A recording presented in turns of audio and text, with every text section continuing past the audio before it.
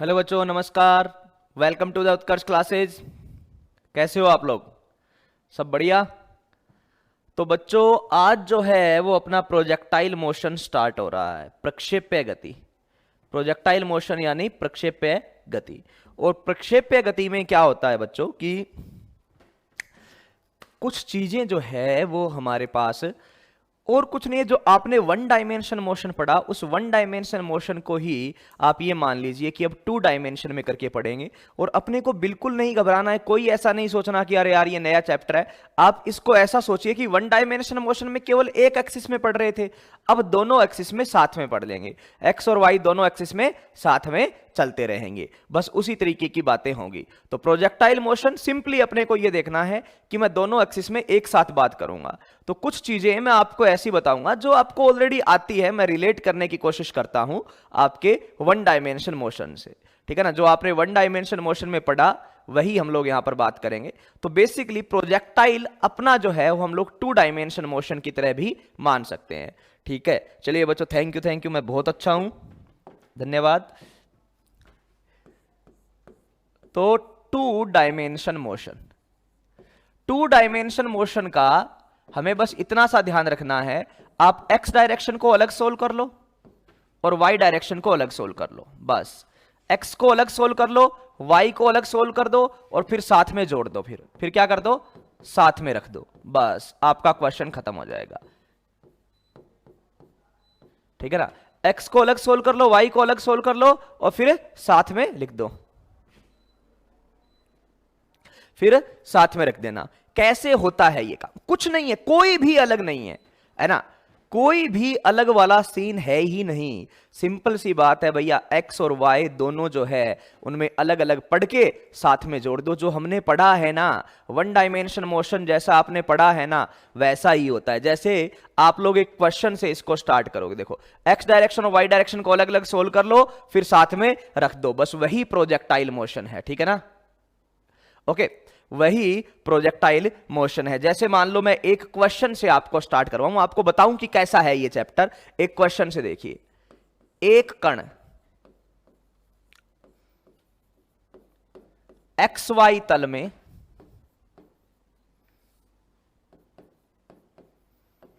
इस प्रकार गति कर रहा है कि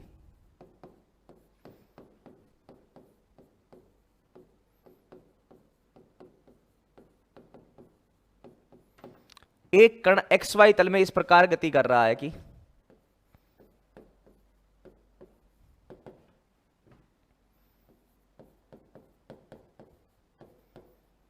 है। तो ऐसे एक्स और वाई आपको अलग अलग दे दिए, यानी हम लोग पढ़ेंगे आज क्या? प्रोजेक्टाइल। प्रोजेक्टाइल का मतलब अलग नहीं है भाई, वन डायमेंशन मोशन की तरह ही है। ठीक है ना? वन डायमेंशन मोशन की तरह ही है। एक कण एक्स वाई तल में इस प्रकार गति कर रहा है कि x बराबर 3t³ और y बराबर 2t² प्लस 4t है। ये ऐसे है भाई। ठीक है, ये इस तरीके से आपको दिया गया है। ओके, तो आपसे क्या पूछा जाएगा? पहला क्वेश्चन ये पूछा जाएगा, मान लो t बराबर 2 सेकंड पर कण की स्थिति, कि t बराबर 2 सेकंड पर कण कहां होगा। ये मान लो ये बात पूछ ली गई। तो ये सारी चीजें आपको आती है, या आपको पूछ लिया गया सामान्य समय पर, सामान्य समय पर कण का वेग, कण का वेग, यानी आपको कण के वेग का समीकरण बताना है, कण के वेग का समीकरण बताना है। ठीक है, अच्छा, फिर आपसे पूछ लिया जाएगा t बराबर 2 सेकंड पर कण का वेग। अच्छा, आपको यह पूछ लिया जाए t बराबर 3 सेकंड पर कण का त्वरण। तो इस प्रकार की जो बातें हैं वो आपसे पूछी जाती है, इस प्रकार की बातें। तो क्या ऐसी बातें हमने नहीं की है? ऐसा मान लीजिए कि भाई कुछ भी नया नहीं है, एकदम जीरो से स्टार्ट करते हैं हम लोग कि सर जैसा। लेकिन आप ये बताइए, क्या एक्स एक्सिस और वाई एक्सिस के बारे में हम लोगों ने अलग अलग पढ़ा है? बिल्कुल सर, वन डायमेंशन मोशन हमने पढ़ा है। तो चलिए भाई बच्चों, मैं आपको बताता हूं कि आज हम बात करेंगे प्रोजेक्टाइल के बारे में। और प्रोजेक्टाइल जो है बच्चे, उसके अंदर क्या है कि सर प्रोजेक्टाइल मोशन पे तो बाद में जाएंगे, प्रोजेक्टाइल से पहला कि ये चैप्टर का नाम अपना होना चाहिए था 2 डायमेंशन मोशन, 2 विमीय गति, जिसमें x और y दोनों में चले। तो हम क्या करेंगे, तरीका सुनो अपना कि सर x दिशा में अलग सोल्व कर लो, y में अलग कर लो। सर x दिशा में सोल्व कैसे करेंगे? अरे जैसे करते आए हो, 1 डायमेंशन मोशन पढ़ा है सबने, तो उसमें x दिशा के क्वेश्चन कैसे करते थे, वैसे ही y दिशा के कर लिए, बिल्कुल कर लिए। तो x दिशा के अलग कर लिए, y दिशा के अलग कर दिए, और फिर लास्ट में सबको साथ में रख देंगे तो भाई 2 डायमेंशन मोशन हो गया। ठीक है ना, लास्ट में साथ में रख देंगे तो क्या हो जाएगा, 2 डायमेंशन मोशन हो जाएगा। तो ये x है, ये y है, इस तरीके से। तो t बराबर 2 पर ये आपको क्वेश्चन दे रखा है, करने की कोशिश करो, x को अलग सोल्व कर लो और y को अलग सोल्व कर लो बच्चों, x को अलग सोल्व कर लो और y को अलग सोल्व कर लो। मैं आपको धीरे धीरे एक एक चीज बताता हूं, ठीक है ना। इधर x डायरेक्शन का मामला सोल्व करो, इधर y डायरेक्शन का मामला सोल्व करो, बस और कुछ नहीं है। x डायरेक्शन का अलग और y डायरेक्शन का अलग। चलिए, एक बच्चा एक ही बार कमेंट करेगा, भाई लोकेश।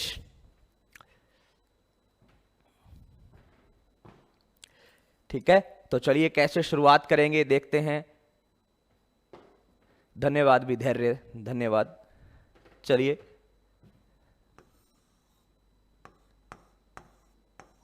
कैसे करोगे? बिल्कुल बिल्कुल सही बात है, बिल्कुल सही बात है बच्चों। कुछ नहीं है, सिंपल सा तरीका है, x को अलग और y को अलग सोल्व करेंगे। साथ साथ देखिए कि सर x बराबर दे रखा है 3t³। अच्छा, y बराबर क्या दे रखा है, y बराबर दे रखा है 2t² + 4। ओके, अगर मुझे x दिशा का वेग चाहिए, मुझे कौन सी दिशा का चाहिए, x दिशा का वेग चाहिए, यानी अगर मुझे vx चाहिए तो मैं dx/dt कर दूंगा, बिल्कुल। और अगर मुझे y दिशा का वेग चाहिए यानी vy चाहिए तो मैं क्या कर दूंगा, dy/dt कर दूंगा। यह बात अपने को पता है क्या, स्थिति में परिवर्तन की दर, ठीक है ना, स्थिति में परिवर्तन की जो दर होती है उसको वेग कहते हैं। स्थिति में परिवर्तन की दर को क्या कहते हैं, वेग कहते हैं, बिल्कुल। तो स्थिति में परिवर्तन की दर, इसका अगर आप अवकलन करो तो ये क्या हो जाता है, 9t²। इसका आप अवकलन करोगे तो सर 4t जो है, तो इसका अवकलन करोगे तो ये क्या हो जाएगा, 4t + 4। अच्छा ठीक है, ये x दिशा का वेग आ गया, वो y दिशा का वेग आ गया। ओके, उसी तरीके से अगर x दिशा का त्वरण चाहिए तो इसके वेग को डिफरेंशिएट करेंगे, यानी dvx/dt। अच्छा, और अगर y दिशा का त्वरण चाहिए तो y दिशा के वेग को डिफरेंशिएट करेंगे, यानी अवकलन करेंगे, सिंपल सा। तो यहां पे इसको अवकलित किया, कितना आया, 18t। यहां पर इसको अवकलित किया, कितना आया, 4। कितना आया, 4। ये 18t और ये 4, बस सारी चीजें आ गई। देख लीजिए भाई बच्चों, अच्छे से समझना है बात को, यहां पर सारी चीजें आपके पास आ गई है।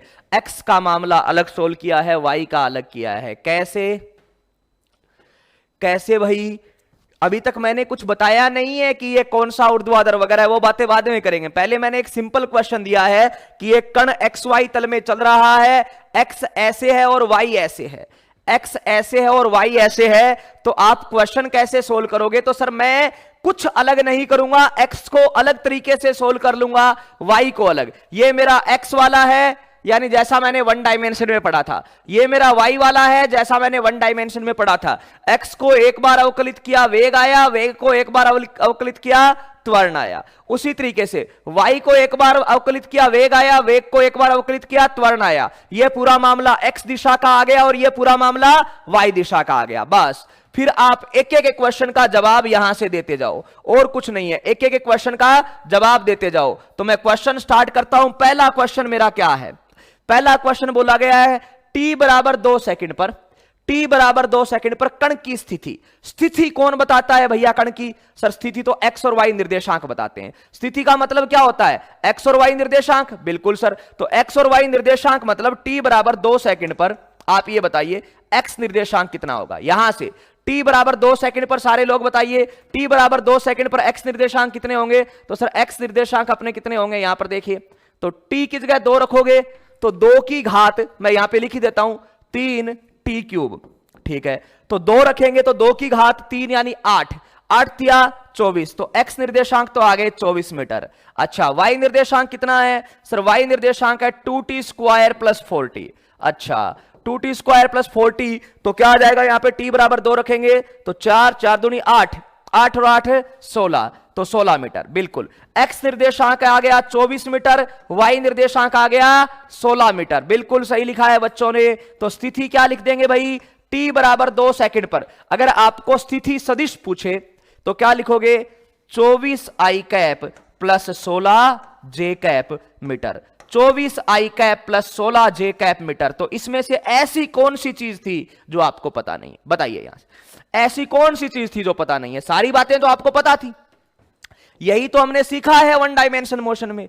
यही तो सीखा है कि भाई ये x है और ये y है, x में समय रखोगे तो x निर्देशांक मिल जाएगा, यहां समय रखोगे तो y निर्देशांक मिल जाएगा। तो कौन से समय पर पूछा सर, t बराबर 2 पर पूछा, तो t बराबर 2 पे पूछा तो मैंने समय रख दी, ये x और y मेरे पास आ गए। अच्छा दूसरा क्वेश्चन क्या है, सामान्य समय पर कण का वेग, यानी सामान्य समय का मतलब t की भाषा में ही कण का वेग बताना है कि t की भाषा में। तो वेग क्या होते हैं सर, दोनों दिशाओं के होते हैं, x दिशा वाला भी होता है, y दिशा वाला भी होता है। कण का टोटल वेग पूछा है तो x वाले के i कैप और y वाले के आगे j कैप लगा दो। तो लगा दो भाई, एक तो आ गया 90², ये i कैप हो गया, और दूसरा 4t प्लस 4, सर ये j कैप हो गया, 4t प्लस 4 ये j कैप हो गया। ये दूसरे क्वेश्चन का आंसर आ गया सीधा सा। सामान्य समय पर कण का वेग क्या आया सर, 9t², ये x दिशा का है इसलिए आगे i कैप, 4t प्लस 4 ये y दिशा का है इसलिए आगे j कैप। ये दूसरा क्वेश्चन आ गया। अच्छा तीसरा क्वेश्चन क्या है, t बराबर 2 सेकंड पर कण का वेग, यानी अब टाइम दे दिया है भाई, क्या दे दिया है कि सर t बराबर 2 सेकंड पर कण का वेग बताना है। अच्छा तो ये कण का वेग आपको ऊपर दिख रहा है, बिल्कुल यहां पर टाइम की जगह क्या रख दो, 2 रख दो। तो टाइम की जगह 2 रखा तो 2 दूनी 4, ये हो गया 36 i कैप प्लस यहां पर 4, 8, 12 j कैप, क्या हो जाएगा 12 j कैप मीटर पर सेकंड, मीटर पर सेकंड। बस खत्म बात, 3 हो गए। चौथे का आंसर क्या आएगा, सही सही आंसर दे रहे हैं बच्चे, कोई दिक्कत ही नहीं है। अच्छा थर्ड, फोर्थ क्या है सर, फोर्थ है t बराबर 3 सेकंड पर त्वरण, t बराबर 3 सेकंड पर त्वरण। तो चलिए भाई बच्चों, t बराबर 3 सेकंड पर त्वरण, तो पहले त्वरण का जनरल फॉर्मूला तो लिख दो। सर जनरल में ये 18t है और ये 4 है, यानी 18t तो है i कैप में और 4 है j कैप में। 18t है i कैप में, 4 है j कैप में। बिल्कुल अब टाइम की जगह क्या रख दो, 3 सेकंड, टाइम की जगह क्या रख दो 3 सेकंड। तो ये क्या आ जाएगा आपका 54, t रखें i कैप प्लस ये 4 का 4 j कैप मीटर पर सेकंड स्क्वायर, मीटर पर सेकंड स्क्वायर। सिंपल सा ये चारों आंसर। तो आपको कभी भी जब x और y दिशा में अलग अलग चलना हो बच्चों, कभी भी जब आपको x और y दिशा में अलग अलग चलना हो तो तरीका क्या रहता है भाई सर, कोई अलग तरीका नहीं रहता। x को सोल्व कर लो और y को सोल्व कर लो, फिर लास्ट में x के आगे i कैप लगा देना और y के आगे j कैप लगा देना, और कुछ भी काम नहीं करना है सर, इस तरीके से होगा। तो बताइए ये कोई नई चीज है आपके लिए, हाँ ना बोलिए भाई सारे लोग, इसमें कोई नई बात है क्या? ये बात तो आप ऑलरेडी जानते थे सारे, कुछ भी नई बात यहां पर नहीं है। ये x दिशा का त्वरण और ये y दिशा का त्वरण। अगर आपसे कोई पूछे कि नेट बताओ तो नेट करना भी आप जानते हो, x वाले कंपोनेंट का स्क्वायर प्लस y वाले का स्क्वायर, ठीक है ना। अगर आपको कोई tan थीटा पूछे कितना एंगल बन रहा है तो वो भी आप लोग जानते हो। अरे बोलो, बिल्कुल सब बच्चों ने आंसर किया है लाइन वाइज। तो ये आपका पहला क्वेश्चन जो है ये बताने के लिए था कि हम लोग इस चैप्टर में नई चीजें नहीं पढ़ेंगे, नई सिचुएशन पढ़ेंगे। क्या पढ़ेंगे? नई सिचुएशन पढ़ेंगे जो आपके लिए अलग नहीं है। बस अपना दिमाग खुला रखना, आप आराम से कर दोगे। बिल्कुल सही बात है, एकदम ही इजी है, ठीक है। चलिए कोई बात नहीं है भाई लोकेश, पढ़ना पड़ेगा, आप रिकॉर्डेड वीडियो में जाके 1D तो पढ़ो, ठीक है ना। बिल्कुल ठीक है। चलिए बच्चों एक और क्वेश्चन ऐसा सा ही कर दो और फिर हम लोग आगे बढ़ेंगे। एक क्वेश्चन और कर दो फिर मैं आता हूं रियल वाले प्रक्षेप्य पे। तो देखिए, एक कण प्रारंभ में 0,0 पर है, इसका प्रारंभिक वेग इसका प्रारंभिक वेग 8 मीटर पर सेकंड एक्स दिशा की ओर है, धनात्मक एक्स दिशा की ओर है।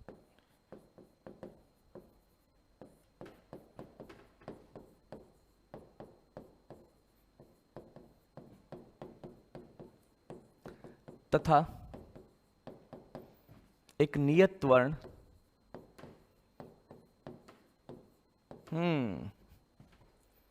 नियत त्वरण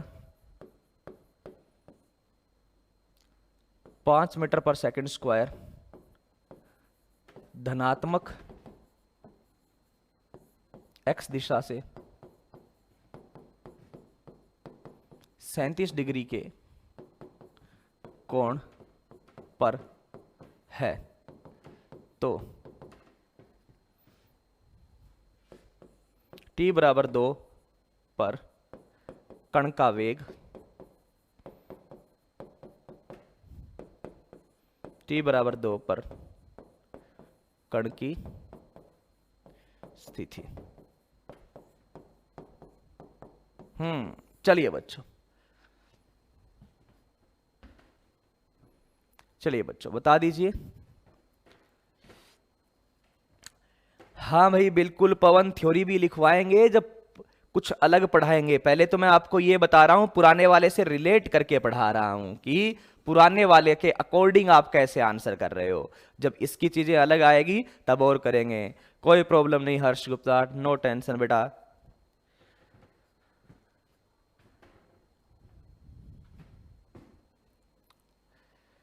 तो उसके लिए वनडी तो पढ़ना पड़ेगा बेटा। देखो आप आज के लेक्चर में आपको दिक्कत नहीं आएगी, आज के लेक्चर में तो सारी चीजें नई है, लेकिन आपको फिर भी वनडी तो पढ़ना पड़ेगा। वनडी के लेक्चर है, आप वहां से वनडी पढ़िए पूरा अच्छे से, रिकॉर्डेड में पूरा पढ़ा है, ठीक है ना, क्योंकि उसके पढ़े बगैर तो यहाँ पे समझने में थोड़ी दिक्कत हो जाएगी।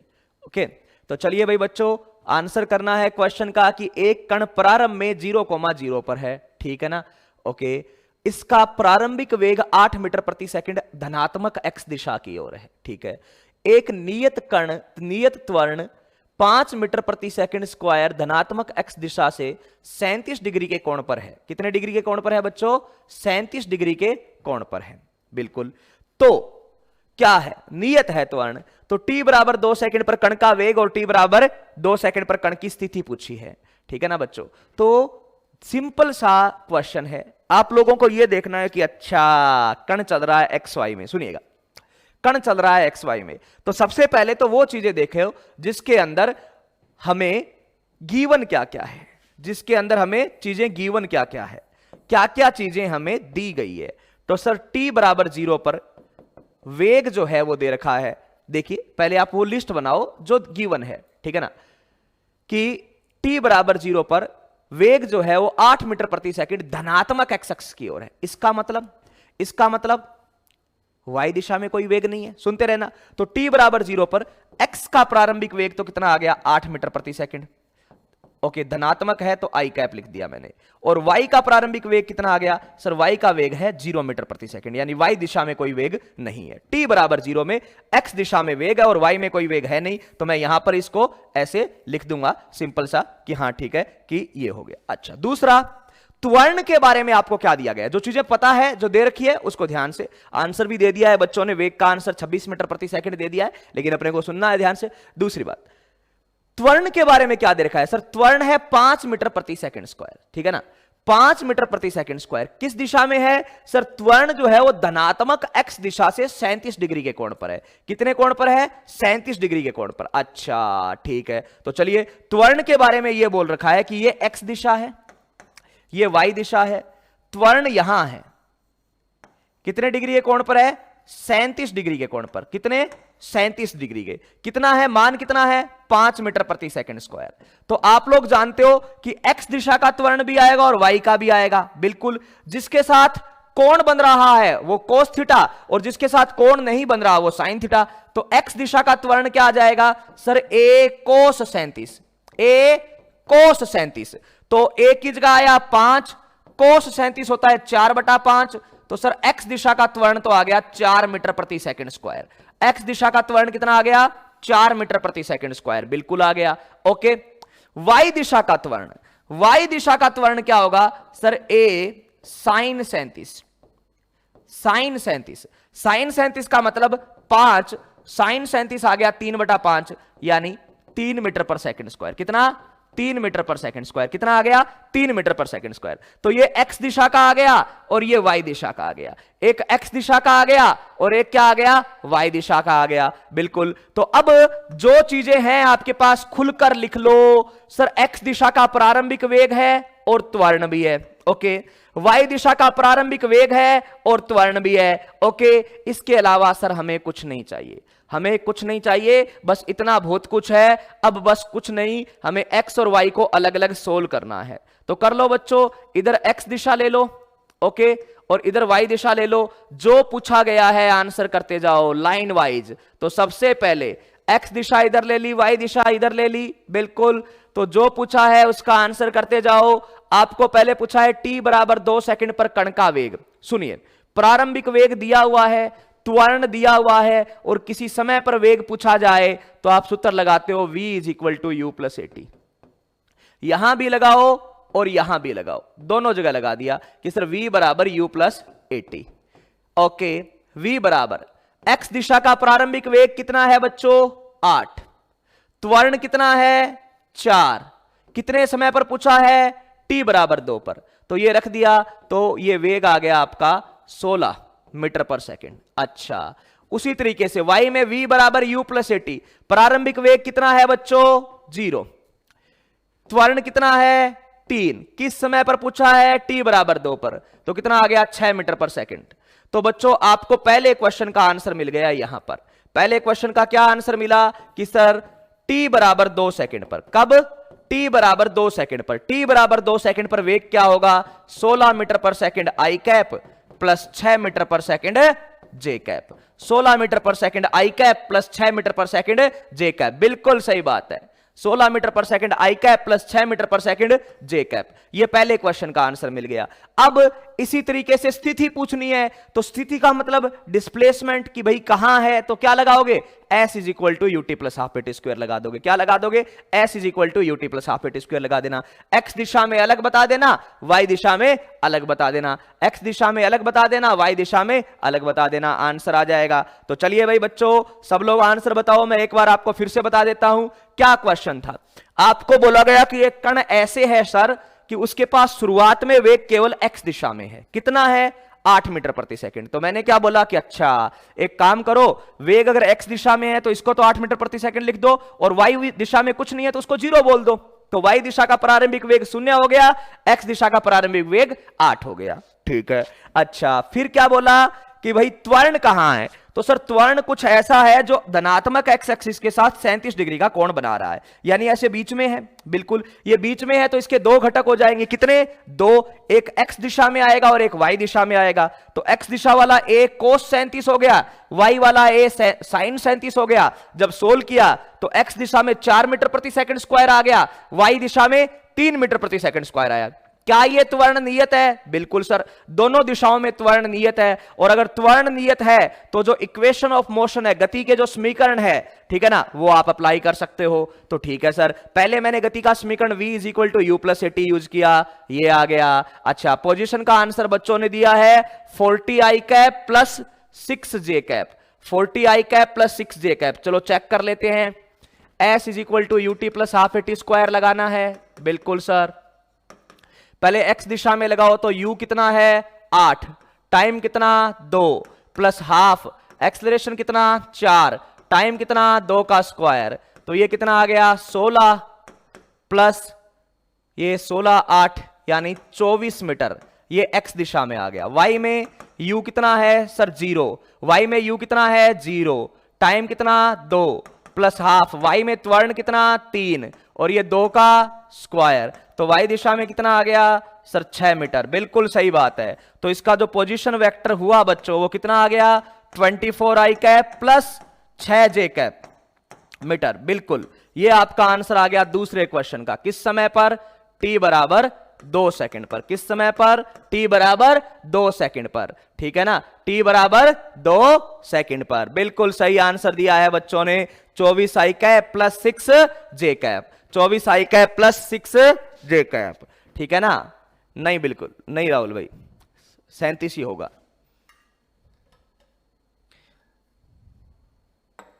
अगर आपको 53 लेना है तो फिर कोस ही रखो।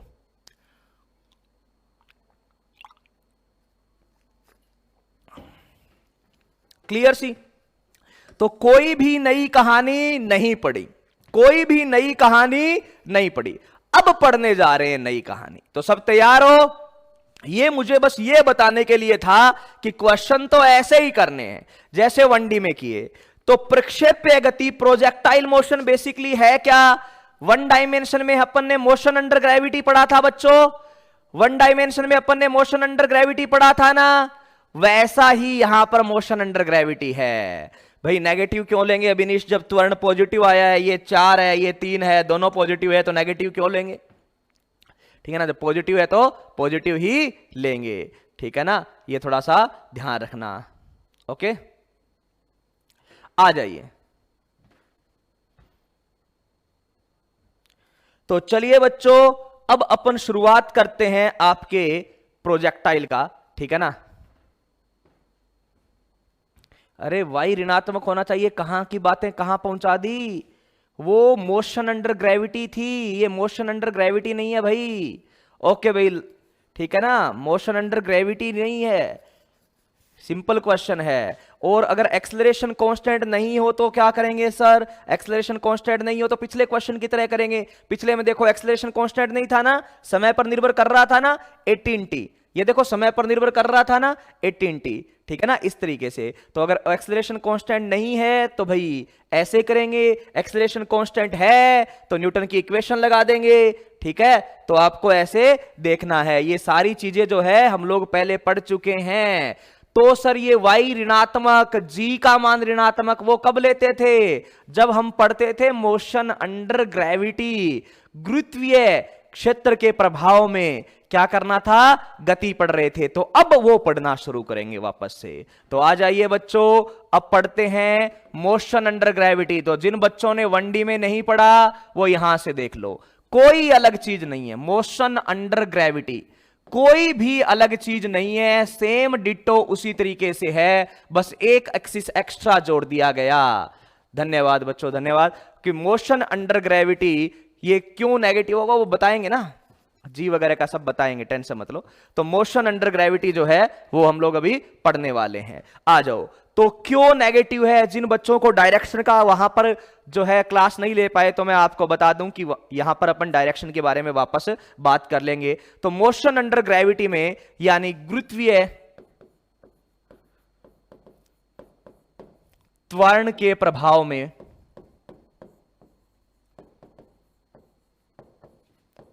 गति, ध्यान से सुनना एक एक चीज, जैसे मैंने वहां पर भी फर्स्ट लेक्चर के फर्स्ट पेज पे ये सारी चीजें क्लियर कर दी थी, वही आज करेंगे। ओके, तो भाई मोशन अंडर ग्रेविटी में 1 डायमेंशन मोशन में हमने ऐसे पढ़ा बच्चों कि किसी चीज को ऐसे ऊपर फेंका जाएगा और इसको वापस से कैच किया जाएगा। ये ऊपर गई और नीचे आई, गई और आई, तो गई और आई यानी 1 डायमेंशन है। अब क्या होगा कि सर इसको ऐसे फेंका जाएगा, ठीक है ना? ऐसे गया और ऐसे इधर आया, यानी ऊपर भी जा रहा है साथ में क्षैतिज में भी चल रहा है, यानी ऊपर भी जा रहा है और साथ में क्षैतिज में भी चल रहा है। तो ऊपर भी जा रहा है और क्षैतिज में भी चल रहा है, तो वो 2 डायमेंशन हो गया। 1 डायमेंशन में हमने क्या पढ़ा था? ऊपर जाना और नीचे आना, ऊपर जाना और नीचे आना, सिंपल सी बात थी। यहां पर क्या है कि सर ऊपर भी जा रहा है और क्षैतिज में भी चल रहा है। तो चलिए बात कर लेते हैं बच्चों, कैसे कि वाई दिशा को मैं बोल दूंगा आपकी ऊर्ध्वाधर दिशा, ऊपर जाने को मैंने वाई दिशा बोल दी, ऊर्ध्वाधर, ठीक है ना? और क्षैतिज में चलना जो है, क्षैतिज में चलने को मैं लिख दूंगा यहां पर एक्स दिशा, क्षैतिज में चलने को मैं यहां पर लिख दूंगा एक्स दिशा में। क्या लिख दूंगा बच्चों? एक्स दिशा में, यानी ये एक्स दिशा का मतलब क्या हो गया आपका? क्षैतिज। क्या हो गया? क्षैतिज। ओके, तो इसमें कण को फेंकेंगे, ओके, इसमें कण को फेंकेंगे ऐसे। प्रारंभिक वेग जो है कण का वो दोनों दिशाओं में, मान लो प्रारंभिक वेग v नोट से किसी कोण थीटा पर फेंका गया, तो इस v नोट के 2 घटक हैं, इस v नोट के 2 घटक है बच्चों, ध्यान से सुन लेना। इस v नोट के 2 घटक है, एक ऊपर की ओर और एक क्षैतिज दिशा में, यानी एक तो कण कण का एक वेग क्षैतिज दिशा में जाएगा और एक ऊर्ध्वाधर दिशा में जाएगा, तो ये ऐसे घूमते घूमते घूमते घूमते नीचे आएगा। अच्छा, और क्या क्या चीजें वहां सीखी थी, वही बातें अपन यहां करने वाले हैं। तो पहली बात तो सर ये ऐसी शेप क्यों बनाई, ये प्रवलय क्यों बनाया, इसकी भी बात करेंगे, प्रूफ करेंगे हम लोग कि ये प्रवलय हमने क्यों बनाया है। ठीक है सर, ओके। अब यहां पर आपको मैं बोलूं कि एक्स और वाई दिशाओं के बारे में सर थोड़ा थोड़ा अलग अलग बताना, तो एक्स दिशा मैंने यहां लिखी, सुनना बहुत अच्छी बात है। अच्छा, वाई दिशा मैंने यहां लिख दी, दोनों को अलग अलग करेंगे और लास्ट में जोड़ देंगे, यही तो सीखा है। एक्स के आगे आई कैप और वाई के आगे जे कैप लगा के जोड़ देंगे। ठीक है, ओके। तो अगर मैं आपको बोलूं बच्चों, आप लोग मुझे उत्तर बताइए कि x दिशा का प्रारंभिक वेग क्या है और y दिशा का प्रारंभिक वेग क्या है। u का मतलब प्रारंभिक वेग, u का मतलब प्रारंभिक वेग, यहां पर मैं लिख देता हूं t बराबर 0 पर जो होता है ना, प्रारंभ में जो होता है उसको बोलते हैं। तो बताइए जल्दी से, x दिशा का प्रारंभिक वेग आपको यहां से क्या दिख रहा है और y दिशा का प्रारंभिक वेग आपको यहां से क्या दिख रहा है, बताइए क्या दिख रहा है। सर ये v नोट है, ये प्रारंभिक वेग है टोटल। अगर मैं बोल दूं v नोट को अपन बोलेंगे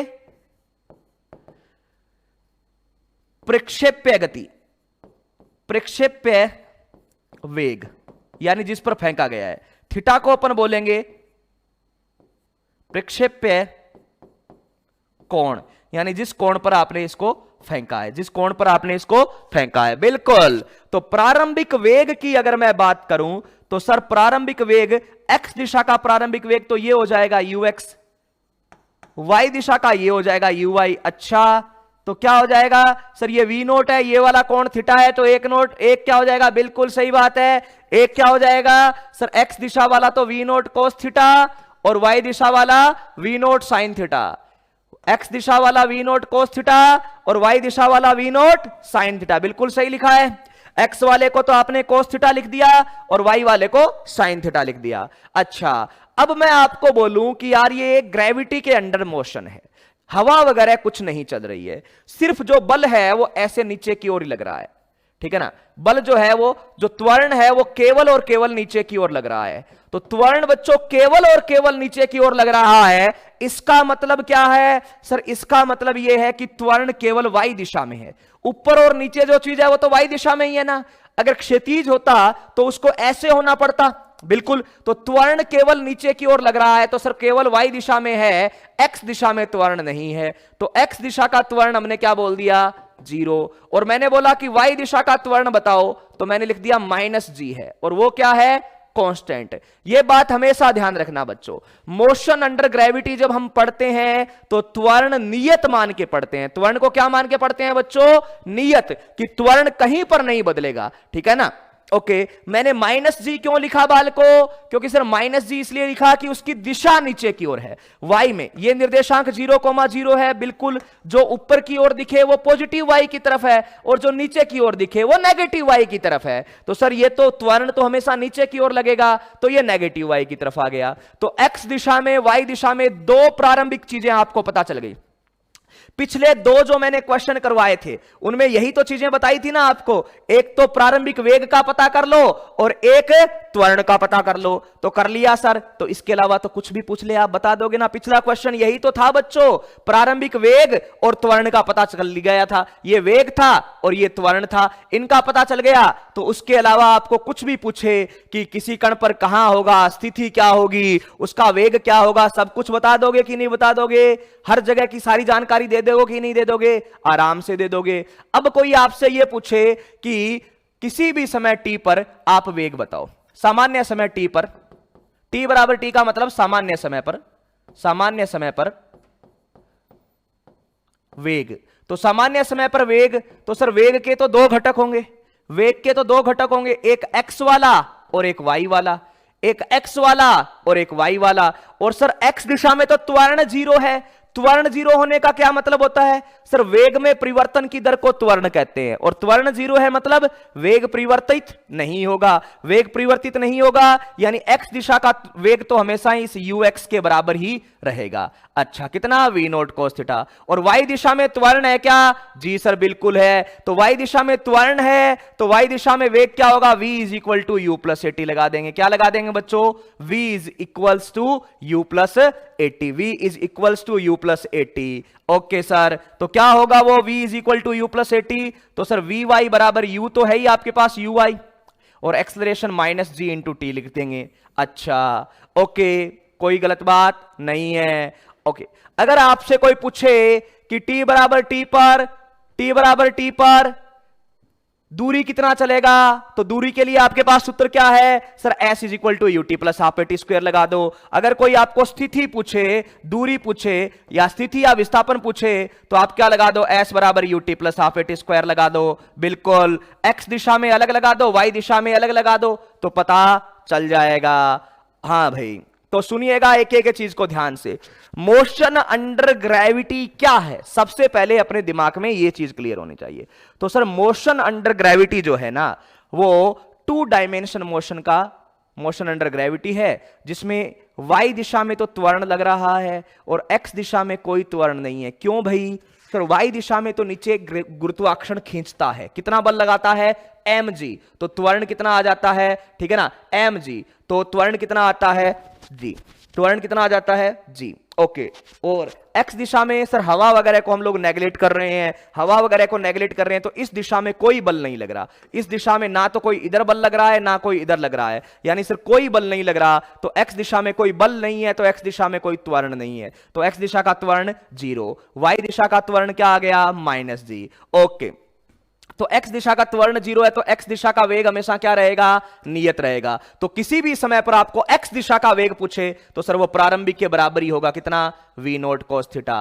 ओके, और किसी भी समय पर अगर आपको y दिशा का वेग पूछे बच्चों, किसी भी समय पर आपको y दिशा का वेग पूछे, तो क्या बोलेंगे सर? x में तो ये है, y में प्रारंभिक वेग तो ये है ही, त्वरण है माइनस जी, तो क्या लगा देंगे? v is equal to u plus 80। Okay, किसी समय पर अगर आपको ये बोले कि स्थिति बताइए, तो स्थिति कैसे बताओगे sir? s is equal to u t plus half a t square लगा देंगे। अच्छा, s is equal to u t plus half a t square लगा दो। ओके, तो ये क्या हो जाएगा कि sir s is equal to u t plus half a t square लगा दोगे, और इसमें जिस भी टाइम का पूछे टाइम भर देंगे, जिस भी जगह का पूछे भर देंगे। ओके, अब आ जाओ इसके बेसिक डायग्राम पे। यहां पे ये यहां पर ऐसे फेंका जाता है, ये जैसे जैसे जैसे जैसे जाएगा, हर जगह इसका वेग अलग अलग होगा। यहां पर मान लो कुछ वेग अलग है, ठीक है ना, इधर x दिशा का और इधर y दिशा का, ठीक है ना, हर जगह वेग के 2 घटक होंगे, जैसे जैसे जाएगा वेग अलग अलग होगा। सुनिएगा ध्यान से, तो x दिशा वाला तो कभी नहीं बदलेगा, वो तो ux का ux ही रहेगा, और y वाला धीरे धीरे धीरे धीरे धीरे धीरे ऊपर जाएंगे तो कम हो जाता है। क्यों? आपको पता है कण जैसे ऊपर ऊपर ऊपर ऊपर ऊपर ऊपर गया तो धीरे धीरे धीरे धीरे ऊपर जाता है, और एकदम टॉप मोस्ट पॉइंट पर y दिशा का वेग क्या हो जाता है? 0 हो जाता है। तो टॉप मोस्ट पॉइंट पर y दिशा का वेग, यहां पर इस जगह पर y दिशा का वेग क्या हो गया सर? y दिशा का वेग यहां पर हो गया 0। क्यों? यहां पर y दिशा का वेग क्यों 0 हो जाता है बताइए बच्चों? सर क्यों? क्योंकि यहां पर ये और ऊपर अब नहीं जाएगा, ठीक है ना, ये और ऊपर नहीं जाएगा। चलिए, ये इसकी क्या हो जाती है? Maximum height. सुनते रहना बात को, मैं सारी चीजें यहीं क्लियर कर दूंगा, इस एक बोर्ड में आपका प्रोजेक्टाइल पूरा हो जाएगा, ठीक है ना, उसके अलावा तो फिर क्वेश्चन है। ओके, तो सर y दिशा का वेग 0 हो गया तो और ऊपर नहीं जाएगा? नहीं, तो अब नीचे आना शुरू करेगा। लेकिन टॉप मोस्ट पॉइंट पे क्या पूरा वेग 0 है क्या? नहीं सर, x वाला तो कभी चेंज नहीं होता, चाहे आप नीचे वाले बिंदु पर हो, चाहे आप एकदम ऊपर वाले बिंदु पर हो, x दिशा वाला तो नहीं बदलता है। x दिशा वाला नहीं बदलता, तो इसके पास x दिशा का वेग तो है हर जगह, v note cos theta. Okay, जब ये यहां पर t बराबर 0 पे फेंका गया, यानी प्रारंभिक समय पर फेंका गया, फिर नीचे आया ऊपर गया, टॉप मोस्ट पॉइंट पे वेग क्या हो गया? 0। फिर धीरे धीरे धीरे धीरे धीरे धीरे नीचे आया, और जब यहां पर नीचे आया तो किस समय पर आएगा? t बराबर कैपिटल T। कैपिटल T को क्या बोलते हैं? उड्डयन काल। क्या बोलते हैं? उड्डयन काल। अच्छा, आपने यहां पर 1D में सीखा है कि जिस वेग से आप फेंकते हो, जिस चाल से आप फेंकते हो, बस दिशा बदल जाती है, चाल उसी से वापस आता है। तो इसका मतलब ये ऊपर अगर v नोट से गया था, तो यहां जब आएगा तो वापस भी इसके पास क्या होगा? v नोट होगा। v नोट का मतलब वही x दिशा का वेग होगा और वही y दिशा का वेग होगा, और उसके लिए थीटा कोण पर अगर आपने फेंका है तो बस थीटा की दिशा बदल जाएगी, यानी पहले थीटा ऊपर की ओर बन रहा था, अब थीटा नीचे की ओर बनेगा, बाकी सेम रहेगा। किस समय पर वापस आया? t बराबर कैपिटल T पर। अच्छा, यहां से फेंका था, बिल्कुल, कहां जाके गिरा? यहां जाके। यहां से फेंका था, कहां जाके गिरा? यहां जाके। तो इस दूरी को बोलते हैं हॉरिजेंटल रेंज, क्षैतिज प्रास, क्या बोलते हैं, हॉरिजॉन्टल रेंज, क्षैतिज प्रास। तो यहां पर तीन चीजें मैं एक्स्ट्रा लिख दूं जो आपको काम आएगी। एक नंबर चीज आपने यहां पर डाली एच मैक्सिमम, यानी अधिकतम ऊंचाई, अधिकतम ऊंचाई, सुनिएगा ध्यान से, अधिकतम ऊंचाई, ओके, अधिकतम ऊंचाई। दूसरी चीज टी, उड्डयन काल, उड्डयन काल मतलब हवा में कितने समय रहा, ओके। तीसरी चीज आर, आर मतलब क्षैतिज प्रास, हॉरिजॉन्टल रेंज, आर मतलब क्षैतिज प्रास, क्षैतिज प्रास मतलब हॉरिजॉन्टल रेंज। अच्छा, तो मुझे बस एक चीज बताइए बच्चों, यहां पर आप वन डायमेंशन जब पढ़ते थे मोशन अंडर ग्रेविटी, तो इन तीन चीजों में से कौन सी चीज वहां पर पढ़ते थे और कौन सी नहीं पढ़ते थे? एच मैक्सिमम, उड्डयन काल और हॉरिजॉन्टल रेंज में से कौन सी चीजें वहां पर पढ़ लेते थे और कौन सी वहां पर नहीं पढ़ते थे? जल्दी से बताइए। और इसमें किसी को कोई दिक्कत है तो आप आंसर कीजिए बच्चों जल्दी से।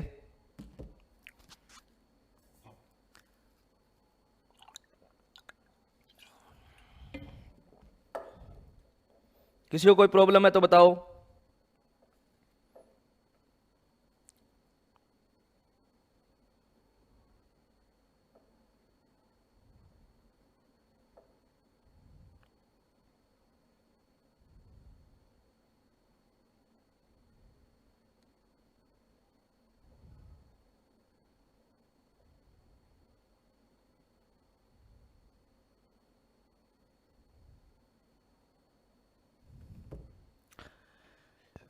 आर नहीं पढ़ा था, बस आर नहीं पढ़ा था। क्या नहीं पढ़ा था?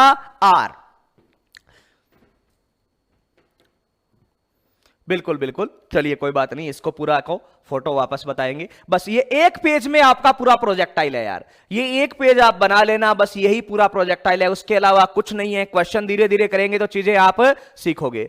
आर नहीं पढ़ा था और सर ये एक एंगल अलग चीज आ गई, तो मतलब मैं आपको ये बोल दूं कि एच मैक्सिमम और टी ये पहले पढ़ चुके हैं हम लोग, ध्यान से।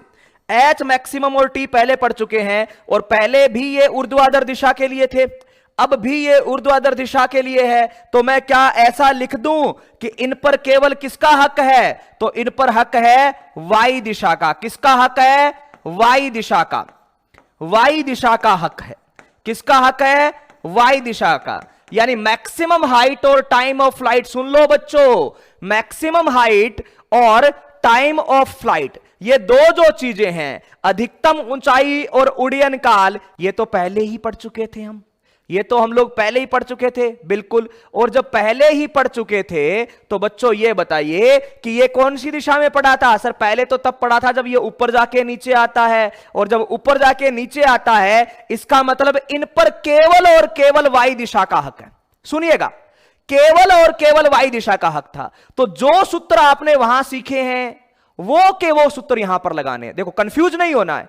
सर एच मैक्सिमम और टाइम ऑफ फ्लाइट तो हम पहले भी पढ़ते थे, किसका हक होता है? एक कण को ऊपर फेंका नीचे आने का, ठीक है। ये इधर एक्स दिशा का कोई फर्क पड़ा क्या? नहीं सर। तो एक्स दिशा का जब कोई फर्क ही नहीं पड़ा तो इन पर किसी का हक होगा ही नहीं, इन पर सिर्फ किसका हक होगा? वाई दिशा का। जब भी आपको समय निकालना है, सुन लो एक बार, ये बात दिमाग में बिठा लेना, जब भी आपको समय निकालना है या जब भी आपको अधिकतम ऊंचाई निकालनी है, वाई दिशा का इस्तेमाल करोगे, एक्स का कोई लेना देना नहीं आएगा। तो सर एक्स को एक्स्ट्रा जोड़ने से हुआ क्या? बस ये क्षैतिज प्रास, ये ऐसे चलकर इधर गिराना, पहले सर जहां से फेंकते थे वहीं वापस गिर जाता था, अब ये यहां से चलकर यहां गिरा, इस पर केवल एक्स दिशा का हक है, इस पर केवल एक्स दिशा का हक है। तो एक बार पूरा देख लीजिए, मोशन अंडर ग्रेविटी, गुरुत्वीय त्वरण के प्रभाव में हम गति पढ़ेंगे। एक कण को ऐसे फेंका वी नोट से, बिल्कुल फेंक दिया सर। अच्छा, एक कण को ऐसे वी नोट से फेंका तो उसके प्रारंभिक वेग के दो घटक कर लिए, एक एक्स दिशा का और एक वाई दिशा का। एक्स वाला हो गया वी नोट कोस थीटा और वाई वाला हो गया वी नोट साइन थीटा। फिर हमने देखा कि सर एक्स दिशा में कोई त्वरण नहीं है, क्यों? क्योंकि कोई सर बल वगैरह लग ही नहीं रहा। वाई दिशा में सर नीचे की ओर जी लग रहा है, दैट मीन्स कि सर माइनस जी है। क्या है? माइनस जी है। ओके, तो किसी भी समय टी पर अगर जीरो पर पूछे तो यह बता देंगे, किसी सामान्य समय टी पर पूछे आपको कि वेग बताइए, तो किसी सामान्य समय टी पर अगर आपसे पूछे, ठीक है ना, तो सामान्य समय टी पर आपको पूछे तो ये वी नोट कोस थीटा, ये तो बदलेगा नहीं, और ये यहां पर v is equal to u plus 80 लगा देंगे। क्या लगा देंगे? v is equal to u plus 80। ठीक है ना, v is equal to u plus a t लगा देंगे। ओके, कैसे लगाएंगे? अगर इसमें भी थोड़ा सा 19-20 है कि कैसे लगाएंगे तो मैं लगवा के बताऊंगा, अभी एक न्यूमेरिकल करेंगे तब और क्लियर हो जाएगा। अच्छा सर, और स्थिति पूछे कि भाई t बराबर 2 सेकंड पर कण की स्थिति क्या है, t बराबर 3 सेकंड पर कण की स्थिति क्या है, ऐसी कोई चीज पूछे तो क्या करोगे? सर ये सीधा सा कर देंगे, s is equal to u t plus half a t square लगा देंगे। किसमें? x व y में अलग अलग, x व y में अलग अलग लगा देंगे, x व y में अलग अलग लगा देंगे। अच्छा, कैसे लगाएंगे? पिछले एग्जाम्पल में लगाया था, आप सब लोगों ने देखा था। चलिए, तो फिर ऐसे फेंकते हैं। अधिकतम ऊंचाई पर क्या होता है? सर y दिशा का वेग तो 0 हो जाता है, लेकिन x दिशा का वेग बच जाता है। उसके बाद में वापस आते टाइम सर x दिशा का वेग तो वही रहता है और y दिशा का वेग फिर नेगेटिव होने लग जाता है। क्या हो जाता है? जाते टाइम y दिशा का वेग, ऊपर जा रहे हैं तो पॉजिटिव पॉजिटिव पॉजिटिव, नीचे आ रहे हैं तो y दिशा का वेग नेगेटिव नेगेटिव नेगेटिव नेगेटिव। क्यों? क्योंकि नीचे आ रहे हैं, उसके वेग का मुंह कौन सी तरफ है? नीचे की ओर है, तो नेगेटिव नेगेटिव नेगेटिव। कितनी दूर पर जाके गिरता है उसको हॉरिजॉन्टल रेंज बोलते हैं। ये सारी चीजें हैं बच्चों। चलिए, तो इसका मैं एक छोटा सा डायग्राम बना रहा हूं और फिर हम लोग इसमें क्या क्या कैलकुलेट करते हैं आप खुद आंसर दोगे। कोई चीज में ऐसा नहीं है जो आपके लिए नहीं है, बस मैं यही बोलना चाह रहा हूं। ये ऐसे जाके ऐसे गिरा, प्रारंभिक वेग आपने किया v नोट, प्रक्षेप्य कोण किया थीटा, ये जो ऊंचाई है वो h मैक्सिमम है, ये जो पूरी दूरी होती है वो हॉरिजॉन्टल रेंज r होती है। जब ये यहां पर जाके गिरता है t बराबर 0 पे तो उसको उड्डयन काल बोलते हैं। यहां पर जब वो अधिकतम ऊंचाई पर होता है तो उड्डयन काल का आधा समय होता है। क्यों भाई? कि सर जितने टोटल टाइम हवा पे रहेगा, ठीक है ना, टोटल टाइम हवा पे रहेगा उसका आधा ऊपर जाने में और आधा नीचे आने में, तो ऊपर जाने में भी आधा और नीचे आने में भी आधा। ठीक है सर। अच्छा, और क्या है सर? ये जब तक वो ऊपर जाता है तब तक की दूरी r/2 और फिर नीचे आएगा वो वाली दूरी भी r/2, आधी आधी बंट जाती है। ऊपर जाने वाली दूरी भी r/2 और नीचे वाले आने वाली भी दूरी r/2, x दिशा में वो ऐसा चलता रहता है। तो आप लोग मुझे इन सब का उत्तर बताओगे अभी के अभी। मुझे ये बताओ, टाइम ऑफ फ्लाइट का क्या सूत्र लिखते थे आप? बताइए, टाइम ऑफ फ्लाइट, उड्डयन काल का क्या सूत्र हुआ करता था? जल्दी से बताइए भाई, क्या सूत्र पढ़ते थे 1D में? बच्चे 0 से भरसोनी, जहां से मैंने लिखा है वहां से।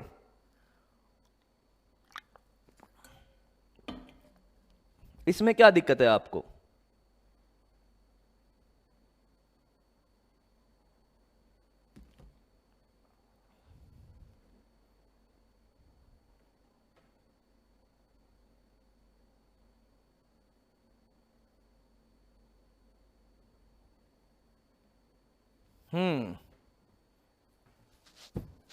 हाँ, परवलयाकार होता है, वो साबित करेंगे अपन परवलयाकार क्यों होता है। बिल्कुल, क्या आंसर दिया है टाइम ऑफ फ्लाइट का? बिल्कुल, सुनो मेरी बात, टाइम ऑफ फ्लाइट और मैक्सिमम हाइट दो चीजों पे हक है केवल y दिशा का। बिल्कुल। और आप क्या सूत्र लिखते थे? सर टाइम ऑफ फ्लाइट का मैं सूत्र लिखता था, सुनिए बच्चों, उड्डयन काल का मैं सूत्र लिखता था 2u/g। सुनिएगा ध्यान से, क्या सूत्र लिखते थे आप? 2u/g। तो उसमें पहचान कीजिए कि u क्या था। तो सर u तो मेरा y दिशा का प्रारंभिक वेग था। u क्या था? कि जिस वेग से उसको ऊपर की ओर फेंका। यही तो पढ़ते थे ना, कि जिस वेग से उसको ऊपर की ओर फेंका। ऊपर की ओर मतलब y दिशा का। तो सर u जो है वो तो मेरा y दिशा का प्रारंभिक वेग था। क्या था? प्रारंभिक वेग। तो अब मैं u नहीं, इस u का मतलब तो पूरा प्रारंभिक वेग आ जाएगा, लेकिन समय पर और अधिकतम ऊंचाई पर केवल y का हक है, तो मैंने यहां पर लिख दिया कि 2uy/g। 2uy/g सीधा लिख दिया, 2uy/g। uy, y को सबस्क्रिप्ट में लिखते ही समझ में आ जाएगा क्या? कि y दिशा का प्रारंभिक वेग। क्या? y दिशा का प्रारंभिक वेग। तो सूत्र ये याद रखना है। मैं चाहता हूं कि आप ऐसे याद रखो, 2uy/g। हां, यह बात अलग है कि आपको पता है कि सर y दिशा का प्रारंभिक वेग v0 sin थीटा है, तो आप यहां पर 2v0 sin θ/g लिख दो। लेकिन मैं चाहता हूं सूत्र आपको इस तरीके से याद होना चाहिए, ताकि और ज्यादा सूत्र याद करने की जरूरत नहीं पड़े। हमें पता है भाई कि टाइम ऑफ फ्लाइट का फॉर्मूला हमने वहां पर सिखा है 2u/g, और वो u क्या होता था? सर ऊपर की ओर का प्रारंभिक वेग। तो वही तो है भाई, ये v0 से फेंका तो ऊपर की ओर का प्रारंभिक वेग क्या होगा सर? ऊपर की ओर का प्रारंभिक वेग v नोट साइन थीटा हो जाएगा। अच्छा, क्षैतिज दिशा का प्रारंभिक वेग सर वो v नोट कोस थीटा हो जाएगा। तो ऊपर की ओर का प्रारंभिक वेग यानी 2v naught sine theta by g. बिल्कुल सही बात है बेटा। दूसरी बात, मैक्सिमम हाइट, अधिकतम ऊंचाई। अधिकतम ऊंचाई का आप सूत्र क्या लिखते थे सर? अधिकतम ऊंचाई पर भी केवल y दिशा का ही हक है। ओके, क्या सूत्र लिखते थे सर? हम सूत्र लिखते थे u स्क्वायर बाई 2g। क्या लिखते थे? u square by 2g। लेकिन ये u कौन सी दिशा का होता था सर? वही y दिशा का। कौन सी दिशा का होता था? y दिशा का। तो uy का स्क्वायर। अच्छा, uy के स्क्वायर का मतलब y दिशा का प्रारंभिक वेग कितना है sir? v naught sine theta. Square कर देंगे तो क्या आएगा? v naught sine square theta by 2g। तो ये दोनों आपको ऑलरेडी आते थे, हाँ ना बोलो भाई? ये दोनों आपको पक्का ऑलरेडी आते थे कि नहीं आते थे? इसमें कोई अलग बात है क्या? अब हम क्वेश्चन पे आएंगे थ्योरी खत्म होते ही। ये दोनों चीजें तो आपको ऑलरेडी पता थी कि नहीं थी? बोलिए, आराम से पता थी ना? बिल्कुल बिल्कुल। तो अब बदला कौन सा सर? आर बता दो। हॉरिजॉन्टल रेंज, क्षैतिज प्रास जो है वो बताओ। हॉरिजॉन्टल रेंज, क्षैतिज प्रास आर, ये बताओ सर। ये किस पर है सर? ये एक्स पर निर्भर करेगा। बिल्कुल करेगा, लेकिन केवल और केवल एक्स पर निर्भर नहीं करेगा। ये जो चीजें हैं वो तो केवल वाई पर निर्भर कर रही थी। आर जो है वो एक्स और वाई दोनों पर निर्भर करेगा। बेसिकली आर है क्या सर? सर आर और कुछ नहीं है, यहां से यहां कण के चल के आने की दूरी है। अच्छा, यहां से यहां आया कण, बिल्कुल कितने समय में आया बेटा सर? ये t बराबर 0 पे निकला था, t बराबर t सेकंड पर आ गया। तो कोई भी चीज जब चल के आता है तो विस्थापन वाला फॉर्मूला क्या लगाते हैं sir? s is equal to ut plus half a t square. बिल्कुल सही बात है बच्चों। अब आप कौन सी दिशा में चलने की बात कर रहे हो सर? हॉरिजॉन्टल, क्षैतिज। क्षैतिज मतलब x दिशा में। चलिए, तो x दिशा में आप लगा दो s बराबर ut plus half a t square. लगा देते हैं सर। तो s दिशा में आप ut plus half a t square लगाओगे तो कितनी दूरी चल गया सर? r। u कौन सा सर? x दिशा का, तो यहां पर ux लिख दिया। टाइम कितना मिला यहां से यहां चल के आने में सर? Capital T. कितना? Capital T. और हाफ एटी स्क्वायर क्या हो जाएगा सर? x दिशा में तो कोई त्वरण है ही नहीं। तो रेंज का आपको मैं चाहूंगा कि आप ये फॉर्मूला याद रखो, ये वाला बेस फॉर्मूला कि r बराबर ux इंटू टी। जब त्वरण नहीं होता है बच्चों, नियत चाल से कोई चीज चलती है तो दूरी बराबर क्या होता है? चाल गुणा में समय। दूरी बराबर क्या होता है? चाल गुणा में समय। तो चाल कितना बच्चों? ux। समय कितना sir? Total time of flight t। ux into total time of flight t। अच्छा सर, चलिए अब आगे और कैसे बढ़ा सकते हैं? तो इसको और ऐसे याद रखो, r बराबर ux की जगह तो ux है। ओके, ux की जगह तो ux है। t की जगह क्या लिख दो सर? t की जगह मैं लिख दूंगा 2ui बाई जी। तो 2 तो मैं आगे ले आऊं और ये ui बाई जी। दूसरा तरीका ये है कि आप इसको ऐसे याद रखो, मतलब ये छोटी छोटी बातें ये सारी याद ही रह जाएगी। पहला क्या लिखा? ux इंटू टी, यानी x दिशा का प्रारंभिक वेग इंटू टी। फिर t की वैल्यू रख दी तो क्या आ गया सर? t की वैल्यू तो 2ui बाई जी है, तो 2ui बाई जी। तो आपको इस फॉर्मेट में भी याद रटना कुछ नहीं है। मतलब ऐसा नहीं है कि मेरे को ये वाला सूत्र दिया गया मैं वही रटूंगा, नहीं। आप चीजों को समझो कि ये रेंज निकलती कैसे है। तो ux इंटू टी या फिर 2ux ui by g. 2ux ui by g कहां से आया? ux तो ये था और टाइम का ये वाला सूत्र लिख दिया। नहीं सर, थीटा वाले में बताओ। किस में बताओ? थीटा वाले में बताओ। तो थीटा वाले में बताओ तो पूरा लिख दो भैया। तो पूरा लिखोगे तो क्या आएगा सर? r बराबर 2 की जगह 2। बिल्कुल। ux कितना है? x दिशा का वेग कितना है? ठीक है ना, x दिशा का वेग कितना है सर? ये है v नोट कोस थीटा। कितना है? v naught cos theta. y दिशा का वेग कितना है सर? ये है v नोट साइन थीटा। अच्छा, g की जगह जी। ओके बच्चों, अब इससे क्या हो जाएगा सर? इससे हो जाएगा अपना एक और सूत्र तैयार। क्या? ये v नोट और v नोट को मल्टीप्लाई किया, ये v note square. Okay sir, v note और v नोट को मल्टीप्लाई किया, ये v नोट स्क्वायर आ गया। ओके, v नोट और v नोट को मल्टीप्लाई किया, ये v नोट स्क्वायर आ गया। 2 cos theta sine theta, 2 cos theta sine theta. 2 cos theta sin theta क्या होता है? sin 2 theta. तो यहां पर ये sin 2 थीटा बाई जी। तो ये तीसरा सूत्र हो गया। तो जिस भी सूत्र से आपको निकालना हो आप हंसी खुशी निकालते रहो, जिस भी सूत्र से निकालना हो। मैं तो हमेशा यूएक्स यूआई यूज करके निकालता हूं, मेरे को वो थोड़ा ज्यादा अच्छा लगता है, ठीक है ना। तो जिस भी सूत्र से निकालना हो आप निकालते जाओ। अच्छा सर, तो रेंज सर मेरी निर्भर कर गई थीटा पर, रेंज मेरी निर्भर कर गई किस पर? थीटा पर। सूत्र क्या आ गया? V naught square sine 2 theta by g, ठीक है ना, v naught square sine 2 theta by g. Okay, अब अगर बच्चों मैं ये बोल दूं, ये एक सिंपल सी चीज है, ये ध्यान रख लेना। अब अगर मैं बोल दूं कि थीटा की वैल्यू, ये एक स्पेशल कंडीशन हो गई, एट थीटा बराबर 45, थीटा जब 45 है तो साइन 2 थीटा का मान कितना हो जाता है? सर साइन 90 हो जाता है, तो साइन 2 थीटा का मान क्या हो जाता है? 1। जब थीटा का मान आप 45 डिग्री लोगे, यानी यहां से फेंका और 45 डिग्री के कोण पर फेंको, 45 डिग्री के कोण पर फेंको, तो वो अधिकतम दूरी पर जाके गिरता है। क्यों? क्योंकि सर वी नोट और जी तो कांस्टेंट हो गया, समान वेग से फेंक रहे हैं, जी भी कांस्टेंट, ये तो कांस्टेंट हो गया। इसका मान जितना ज्यादा होगा रेंज उतनी ज्यादा होगी। और साइन थीटा का मान अधिकतम कितना हो सकता है भाई? ज्यादा से ज्यादा साइन का मान कितना हो सकता है? सर 1 हो सकता है। तो इस साइन थीटा का मान 1 होता कब है? सर जब थीटा 90 डिग्री आए। लेकिन यहां पर तो 2 थीटा है, ये 2 थीटा का 90 करने का मतलब थीटा का मान मैं कितना रखूं? 45।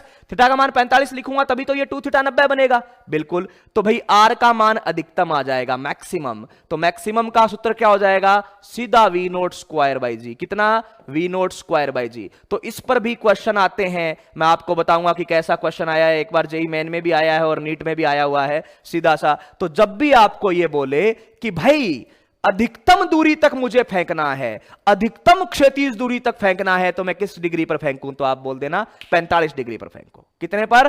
45 पे। 45 पे फेंकोगे तो सबसे ज्यादा दूर जाके गिरेगा। तो ये दूसरा बोर्ड है आपका जो इंपॉर्टेंट है, ठीक है ना। अपन प्रोजेक्टाइल को बस इसमें और इसमें, इसके अलावा और कुछ नहीं है प्रोजेक्टाइल में, इतना ही है। अब मैं एक एक क्वेश्चन आपको करवा के बताऊंगा और आप देखोगे बहुत आसान चीजें हैं। कहीं पर भी कोई दिक्कत है तो हां ना बोलो। तरीके कुछ अलग है लेकिन चीजें सेम वही है, ठीक है ना। हर किसी का तरीका थोड़ा थोड़ा अलग होता है, बाकी चीजें सेम वही है। आपको इस तरीके से पढ़ना है कि प्रोजेक्टाइल, पहली बात तो अपने दिमाग में यह नहीं रहना चाहिए कि एक अलग चैप्टर है, सेम वही है, मोशन पूरा वही है बच्चों। तो कोई भी चीज रटनी नहीं है, आपके लाइन दिमाग में बातें क्लियर होनी चाहिए। ये रेंज का फॉर्मूला, ये इससे ये बना, इससे ये आ गया, कुछ भी रटना नहीं है, ठीक है। सारी चीजें, हाँ बिल्कुल ललित भाई, वेलोसिटी आफ्टर टी टाइम सब कुछ करेंगे, ओके सब कुछ करेंगे। चलो एक एग्जांपल से सारी चीजें करते हैं, एक ही एग्जांपल में सारी चीजें करने वाले हैं। एक एग्जांपल देख लो, ठीक है ना, एक एग्जांपल से सारी चीजें करेंगे। तो आइए पहला एग्जांपल,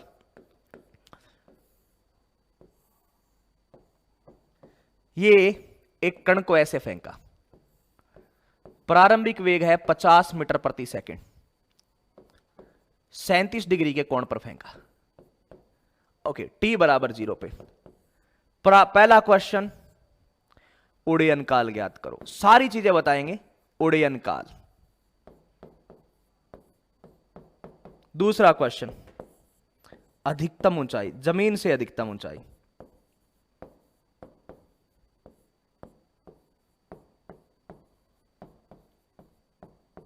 एच।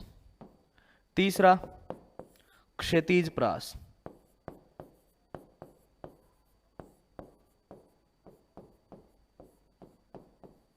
चौथा, टी बराबर 2 सेकंड पर कण का वेग। हाँ भाई चलिए, ठीक है ना। तो अब एक बार इसको न्यूमेरिकली समझ लो। प्रकाश थोड़ा बेटा ध्यान से, इसको एक बार न्यूमेरिकली समझ लो। अभी तक थ्योरेटिकली चल रहे थे, अब न्यूमेरिकल वाले हिसाब किताब से चलोगे तो और ज्यादा आपके दिमाग में क्लियर हो जाएगी बात कि अच्छा ये बात है। तो मैंने आपको चीजें क्या सिखाई है, एक्स और वाई में आपके पास क्या है वो बातें तो पहले ही लिख दो बेटा। पहले तो ऐसे क्वेश्चन जब आते हैं तो एक्स और वाई में आपके पास क्या है वो बातें पहले ही लिख दो। तो सर एक्स दिशा का प्रारंभिक वेग, यू का मतलब हमेशा प्रारंभिक वेग होता है, ठीक है ना। यू का मतलब हमेशा क्या होता है, प्रारंभिक वेग होता है। यू का मतलब प्रारंभिक वेग होता है, ठीक है ना। तो यू एक्स दिशा का प्रारंभिक वेग क्या हो गया, सर एक्स दिशा का प्रारंभिक वेग हो गया v naught cos theta, v naught cos theta. तो कितना आएगा सर, एक्स दिशा का प्रारंभिक वेग आ गया वी नोट है 50, कोस 37 डिग्री है, कोस 37 का मान होता है 4/5, तो 40 मीटर प्रति सेकंड। कितना? 40 मीटर प्रति सेकंड। उसी तरीके से y दिशा का प्रारंभिक वेग, y दिशा का प्रारंभिक वेग, बिल्कुल, तो y दिशा का प्रारंभिक वेग sir v naught sine theta, v naught कितना है 50, साइन 37 का मान होता है 3/5, तो 30 मीटर प्रति सेकंड। ये दो चीजें निकल गई। अब जो मर्जी चाहे पूछ लो, मैं सब चीजों के आंसर दे सकता हूं, ठीक है ना? ठीक है, बताइए बच्चों, यहां पर जल्दी से आंसर करो, जल्दी से।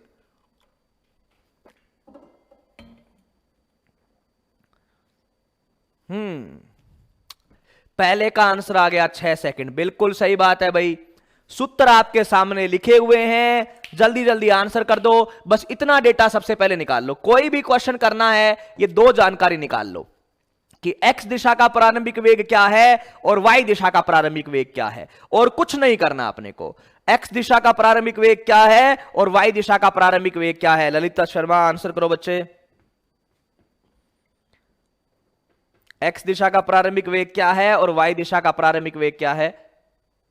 बिल्कुल, पहले क्वेश्चन का आंसर आ गया 45, क्या 6 सेकंड, सॉरी। दूसरे का बच्चे आंसर कर रहे हैं 45।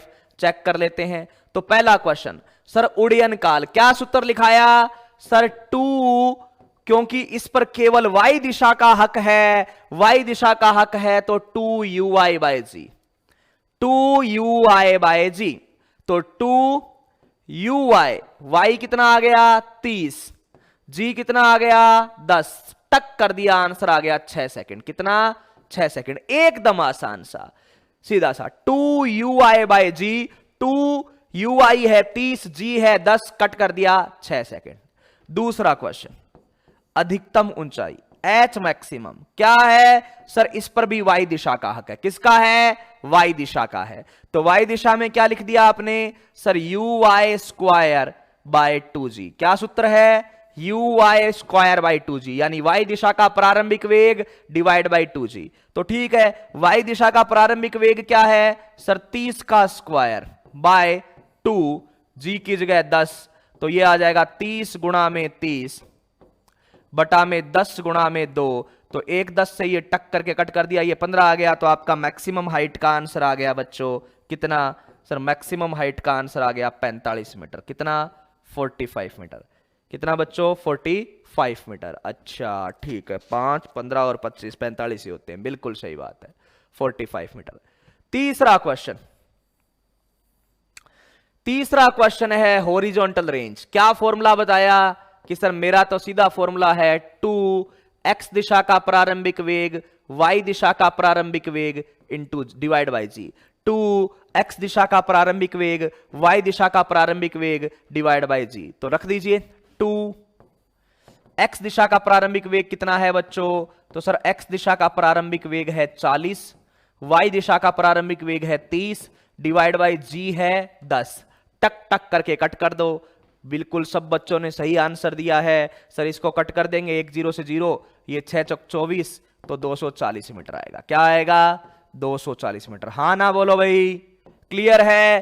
पहले 3 क्वेश्चन आपके बातें क्लियर हो गई। पहले 3 क्वेश्चन तक सीधा फॉर्मूला बेस्ड, पहले 3 क्वेश्चन तक आपके आंसर आ गए 6 45 और 240 मीटर। ठीक है ना? 6 45 और 240 मीटर। जी का मान हम लोग 10 ही रखेंगे बच्चों। कुछ डेटा ऐसे दे रखा हो, पॉइंट्स वगैरह में दे रखा हो, तो हम लोग क्या रखेंगे कि सर सीधा सा 9.8 रख लेंगे, वरना 10 ही रखेंगे। ओके, तो सीधी सी कहानी है। रेंज का सीधा ux इंटू टी भी कर सकते थे। तो ux कितना है 40, टी कितना है 6, तो सीधा ux इंटू टी से भी आप 240 बोल सकते थे। रेंज का अगर आप ux इंटू टी यूज करते तो भी बोल देते कि सर ux तो है 40, टी है 6, तो 6 40, सीधा सा आंसर आ जाएगा। ओके, जी का मान हम लोग क्या रखेंगे? 10 रखेंगे, 9.8 नहीं रखेंगे। बिल्कुल, धन्यवाद सुरेश जी।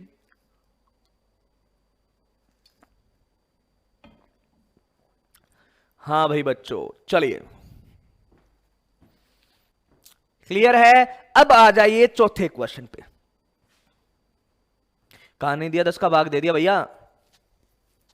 आपने आंसर बताए थे बच्चों ने। चौथे क्वेश्चन का आंसर भी बच्चों ने दे दिया है कि सर किसी भी समय की बात करो, ठीक है ना, किसी भी समय पर बात करो तो आपका x दिशा वाला तो वेग बदलना नहीं है और y दिशा वाला जो है बच्चों, y दिशा वाला जो है वो बदलेगा। तो चलिए मैं नेक्स्ट पेज पर जाता हूं आपका चौथा क्वेश्चन करने के लिए। फोर्थ क्वेश्चन, तो फोर्थ क्वेश्चन आपको पूछा गया है t बराबर 2 सेकंड पर वेग। तो सर वेग के दो घटक होंगे, वेग के एक x दिशा का घटक होगा और एक y दिशा का। x वाला तो सर बदलता नहीं है, क्यों? क्योंकि उसके पास त्वरण नहीं है। तो x दिशा वाला तो सेम ही रहेगा, कितना? 40 मीटर प्रति सेकंड। कितना? 40 मीटर प्रति सेकंड। ये तो x दिशा वाला जो है वो तो आपका x के बराबर ही रहेगा सर, कितना? 40 मीटर प्रति सेकंड, ठीक है ना। कितना आ गया? 40 मीटर प्रति सेकंड। ओके, अब बात करते हैं सर y दिशा वाला। तो y डायरेक्शन के लिए क्या करेंगे? तो सर y दिशा में हम लोग लगा देंगे v is equal to u plus a t. क्या लगा देंगे? v is equal to u plus a t. v is equal to u plus a t. तो y दिशा में प्रारंभिक वेग कितना है? तो सर y दिशा में प्रारंभिक वेग है 30। क्या ऊपर की ओर था क्या? बिल्कुल। वेग में दिशा रखना बहुत जरूरी है। क्या y दिशा का प्रारंभिक वेग ऊपर की ओर था क्या? बिल्कुल सर। x दिशा वाला तो इधर था, y दिशा वाला इधर था। तो इधर मतलब पॉजिटिव y की तरफ। y दिशा का प्रारंभिक वेग ऊपर की ओर, तो क्या लिखेंगे? पॉजिटिव y की तरफ, ठीक है। त्वरण कितना? सर त्वरण लिखेंगे माइनस जी। कितना? माइनस जी। नीचे की ओर है ना, तो -10। किस समय पर पूछा जा रहा है? t बराबर 2 पर, तो रख दिया। तो v बराबर आपके पास आ गया 10 मीटर प्रति सेकंड। कितना आ गया? 10 मीटर प्रति सेकंड। तो ये x दिशा का वेग आ गया, ये y दिशा का वेग आ गया। तो t बराबर 2 सेकंड पर टोटल वेग कितना हो गया? सर ये y दिशा वाला है और ये x दिशा वाला है, तो x वाला तो 40 i कैप, y वाला 10 j कैप। कौन सी दिशा में? कितना बच्चों? मीटर पर सेकंड। कितना? मीटर पर सेकंड। तो उत्तर आ जाएगा 40 i cap plus 10 j cap metre पर सेकंड। बिल्कुल सही बात है। अगर आपको बोले कि नहीं यार हमें वेग नहीं चाल बताइए, हमें वेग नहीं चाल बताइए, तो क्या करेंगे कि सर v का मैग्नीट्यूड निकाल लो। मैग्नीट्यूड कैसे निकलेगा? 40 का स्क्वायर प्लस 10 का स्क्वायर, यानी √1700। √1700 में से 100 तो बाहर ले लो, 17 अंदर रह जाएगा। तो वेग कितना हो जाएगा? 10√17। इसका मैग्नीट्यूड कितना हो जाएगा? 10√17 मीटर पर सेकंड। कितना आ जाएगा बच्चों? 10√17 मीटर पर सेकंड। कितना आ जाएगा? 10√17 मीटर पर सेकंड। एकदम इजी है, कुछ नहीं है, जो भी पूछे उत्तर देते जाओ बस। अच्छा, अब और पूछ ले कि भाई t बराबर 2 सेकंड पर कण कहीं यहां होगा। बिल्कुल सर, t बराबर 2 सेकंड पर कण कहीं यहां है। उसका वेग कुछ ऐसा होगा। बिल्कुल। कितना है? 40 i कैप और 10 j कैप है। आपसे उस समय पूछ ले कि उस समय वेग जो है वो x दिशा से कितना कोण बना रहा है। उस समय वेग x दिशा से कितना कोण बना रहा है। तो सर उस समय वेग अगर मान लो आपसे पूछे कि ये x दिशा से अल्फा कोण बना रहा है, तो हम लोग क्या करेंगे? ये x दिशा है और ये y दिशा है। बिल्कुल। तो उस समय पर वेग x दिशा से कितना कोण बना रहा है सर? तो tan अल्फा का सूत्र क्या होता है? जिससे कोण बनाए उसको नीचे और दूसरे वाले को ऊपर। तो vy को ऊपर और vx को नीचे, vy को ऊपर और vx को नीचे।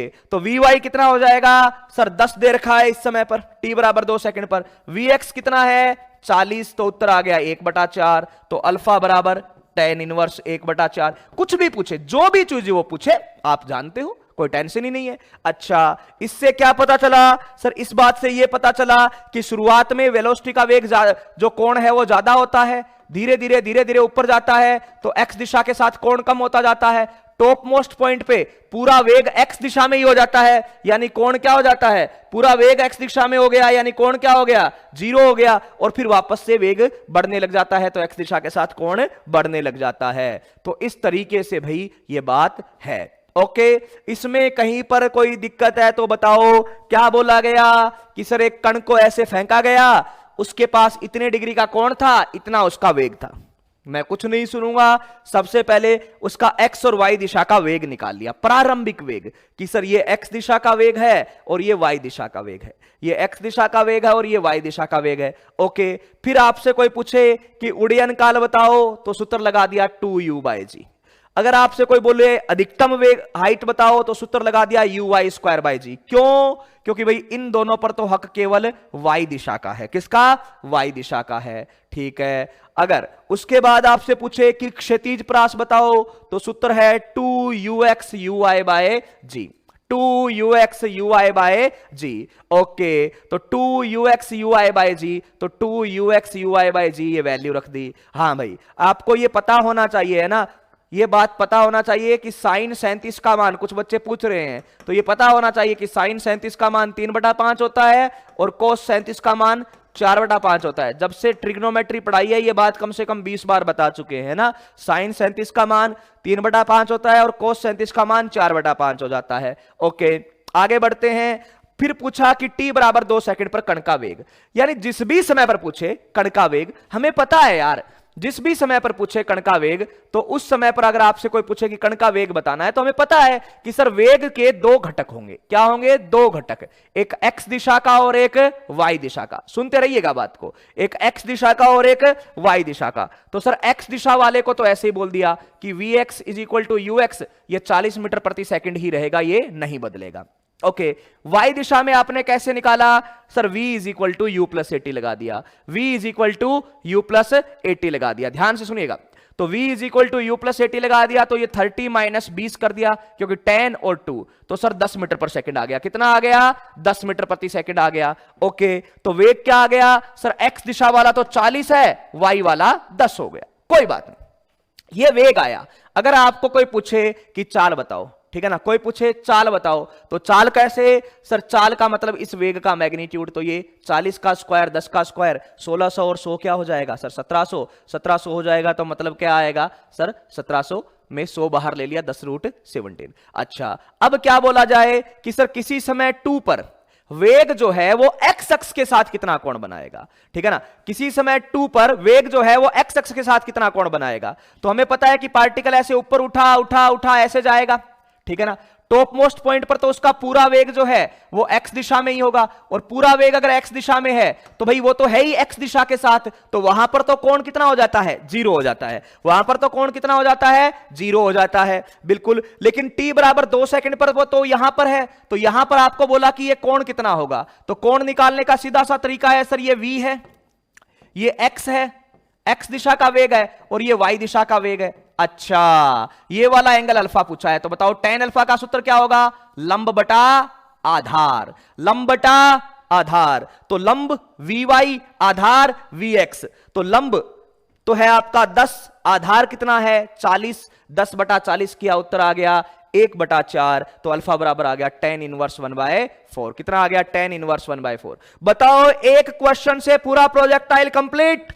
हाँ ना बोलो एक बार, सारे लोग बोलो क्लियर है मामला, और एक बार ही बोलना है ना, क्लियर है मामला ना।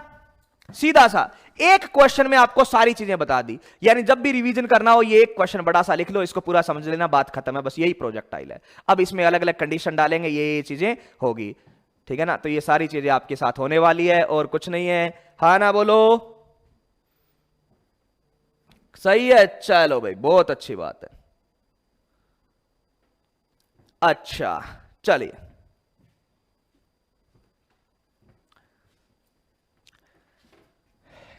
टी एच व आर में संबंध, टी एच व आर में संबंध, यानी इन सब में संबंध जो है वो पूछा जाता है। ठीक है ना, इन सब में क्या क्या संबंध है। ठीक है ना, तो चलिए, जैसे माना टी का आपने सूत्र क्या लिखा? सर टी का मैंने सूत्र लिखा 2uy/g। एच का क्या सूत्र लिखा? uy का स्क्वायर बाय 2g। तो इन दोनों में संबंध हम पहले ही बता चुके हैं 1 डायमेंशन मोशन में। ठीक है ना, इन दोनों में संबंध जो है वो हम लोग पहले ही बता चुके हैं 1 डायमेंशन मोशन में। ठीक है ना बच्चों, तो चलिए 1 डायमेंशन मोशन में बताया था, एक बार फिर से बता देता हूं। H बराबर, आप इसका जो रिश्ता होता है वो होता है GT² / 8, और ये आपका होमवर्क है। एक बार फिर से इसको प्रूफ करके लाना है कि ये होता है। मैं नहीं करवा रहा क्योंकि मैंने वन डायमेंशन में बताया था, वरना प्रूफ अपने वैसे कोई काम नहीं आता है। आपको सीधा याद हो जाना चाहिए GT स्क्वायर बाई 8। चलिए, तो GT स्क्वायर बाई 8 यानी आपको अगर उड़यन काल दिया हुआ है, उड़यन काल दिया हुआ है और आपको कोई पूछे कि अधिकतम ऊंचाई क्या होगी, अगर आपको कोई उड़यन काल दिया हुआ है और आपसे पूछे कि अधिकतम ऊंचाई क्या होगी, तो आप लोग क्या करोगे बच्चों कि सीधा सूत्र लगा दोगे GT स्क्वायर बाई 8। क्या लगा दोगे भाई? GT स्क्वायर बाई 8 लगा दोगे। Okay sir. अच्छा, अगर R और H में सबसे इंपॉर्टेंट संबंध है आपका R और H का, तो इसको सुनना है भाई। R और H का सबसे इंपॉर्टेंट संबंध है, तो इसको सुनना है। ये हम लोग 1D में प्रूफ कर चुके हैं, तो ये आपको ही करना है। ओके, अच्छा, R का क्या है सर? R का सूत्र हमने पढ़ा 2ux uy बाई जी, या वो वाला फॉर्मूला लगा दो। 2ux की जगह क्या आया? v naught cos theta. uy की जगह क्या आया? v naught sine theta by g. ये R का सूत्र था, बिल्कुल। H का क्या सूत्र था सर? H का यानी अधिकतम ऊंचाई, ध्यान से सुनना, अधिकतम ऊंचाई सुनना। तो अधिकतम ऊंचाई का क्या सूत्र था? बिल्कुल बच्चों ने पहले लिख दिया, GT स्क्वायर बाई 8। अधिकतम ऊंचाई का क्या सूत्र था सर? अधिकतम ऊंचाई का सूत्र था uy स्क्वायर बाई 2g। तो इसको क्या लिख दिया? uy का यानी v note square sine square by 2g, v note square sine square theta by 2g। ठीक है भाई, ओके। चलिए, तो H बराबर क्या आएगा? H बराबर एक बार देख लेना सुभाष, हो जाएगा बेटा, एक बार वापस से देख लेना, कोई टेंशन नहीं है ना। H बराबर v note square sine square theta 2g, ये आ गया। अगर मैं आपको बोलूं कि इस H और R में रिश्ता बताओ, तो आप क्या लिखोगे कि सर इस H और R में रिश्ता बताना है ऐसा, तो आप इस R को वापस लिखोगे यहां पर। तो मैंने लिखा, ये 2 तो बाहर निकाला, ये v नोट और v नोट के लिए आपने लिख दिया v नोट स्क्वायर। ठीक है, यहां पे क्या बचा सर? एक साइन थीटा है, एक कोस थीटा है, दूर दूर लिख दिया मैंने, और एक g। यही तो है 2v naught square sine theta cos theta by g. बहुत इंपॉर्टेंट चीज है, हमेशा ये ध्यान रखना चाहिए, ठीक है ना, हमेशा ध्यान में रहना चाहिए ये फॉर्मूला, ठीक है ना, जब ये रिलेशन बन के आएगा। बहुत शानदार चीज है। ओके, तो 2v naught square sine theta cos theta by g, sine theta cos theta by g. Okay, तो अब मुझे इसको इस जैसा बनाना है। इस जैसा बनाना है तो सर ऊपर एक साइन थीटा से मल्टीप्लाई कर दो। ऊपर साइन थीटा से मल्टीप्लाई किया तो नीचे भी साइन थीटा से मल्टीप्लाई करना पड़ेगा। तो क्या हो गया सर? ये v naught sine square theta हो गया। क्या हो गया? v naught sine square theta हो गया। नीचे सर g बचा, तो नीचे मुझे चाहिए 2g। क्या चाहिए? 2g। तो चलो नीचे 2 से मल्टीप्लाई किया तो ऊपर भी एक 2 से मल्टीप्लाई कर दो। और आप इसको देखो, ये क्या है सर? ये जो है ये है v note square sine theta, और साइन थीटा क्या हो गया? Sine square theta by 2g। v note square sine theta और साइन थीटा क्या हो गया? Sine square theta by 2g। अच्छा, बचा क्या? ये 2 और 2 सर ये 4 हो गया। कोस थीटा बाय साइन थीटा क्या हो गया sir? Cos theta by sine theta हो गया कोट थीटा। तो r का ये वाला फॉर्मूला बहुत अच्छे से याद रखना, 4h cot theta, 4h cot theta. हमेशा ध्यान रखना बच्चों, जितने स्टार लग सकते हो लगा लेना, डेरिवेशन नहीं आए कोई दिक्कत नहीं है, हमें यह चीज पता होना चाहिए कि H और T में यह रिश्ता होता है, R और H में यह रिश्ता होता है। R बराबर 4h कोट थीटा, इस पे बहुत क्वेश्चन करने वाले हैं हम लोग। R बराबर 4h कोट थीटा पे हम लोग बहुत क्वेश्चन करने वाले हैं। तो आप लोग ये जो है कल हम लोग यहीं से शुरुआत करेंगे, इसी जगह से। तो कल तक आज जो पढ़ाया है वो पूरा अच्छे से लिखकर याद कर लेना। कल इन्हीं बातों पे क्वेश्चन करने वाले हैं। कल हमारे क्वेश्चंस होंगे अलग अलग टाइप के, ठीक है ना। कल पढ़ने के लिए थ्योरी में हम केवल एक चीज अलग पढ़ेंगे, क्या कि सर एक ही चीज होगी कि ये प्रवलयाकार पैराबोलिक क्यों होता है। उसके अलावा क्वेश्चन लेके आएंगे जिसमें कुछ प्रीवियस ईयर के भी होंगे। तो बच्चों कल की क्लास जो है उसको ध्यान से समझना, लेकिन ये सारी बातें पढ़ के आना। h की वैल्यू मैं दूंगा, थीटा मैं दूंगा, आपको r निकालना है। ऐसी चीजें ही हम लोग यहां पे करने वाले हैं। ओके, तो चलिए बच्चों आज की इस क्लास में इतना ही। जुड़े रहिए उत्कर्ष क्लासेस से। धन्यवाद।